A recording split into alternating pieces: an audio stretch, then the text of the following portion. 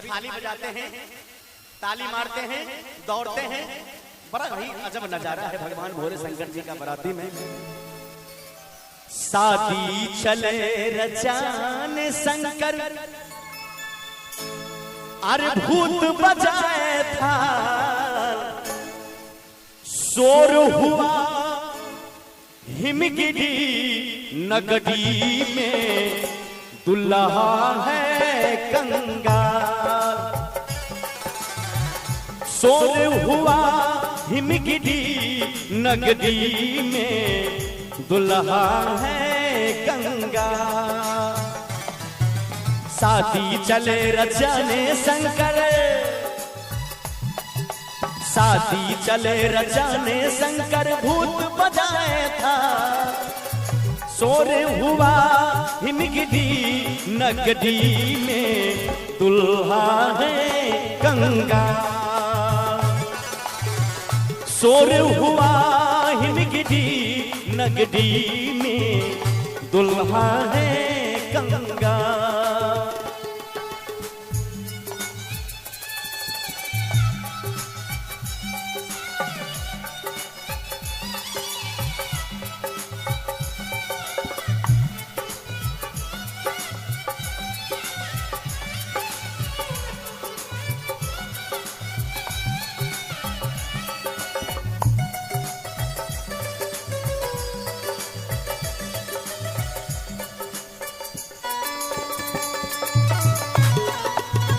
जय हो।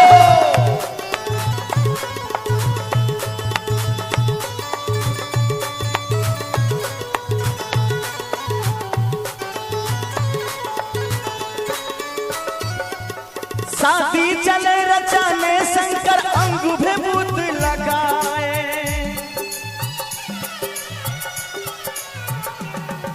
शादी चले रचाने शंकर, अंगूठे भूत लगाए। भूत प्रेत सब मिलजुल कर दुल्हा को खूब सजाए। कोई ताली दे दे नाचे, कोई ताली दे दे नाचे, कोई बजाए ढोल। देर हुआ हिमगिरी नगरी में, दुल्हा है कंगाल। शोर हुआ हिमगिरी नगरी में, दुल्हा है कंगाल।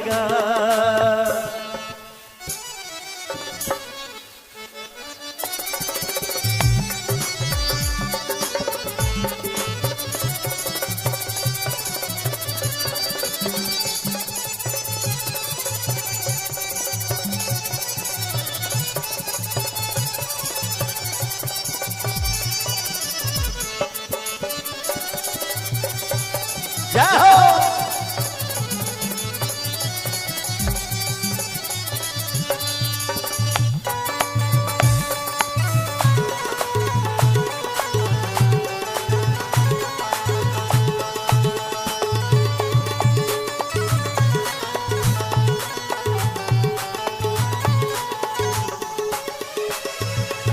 शिव की चली बारात आज सब मां सारी जागे।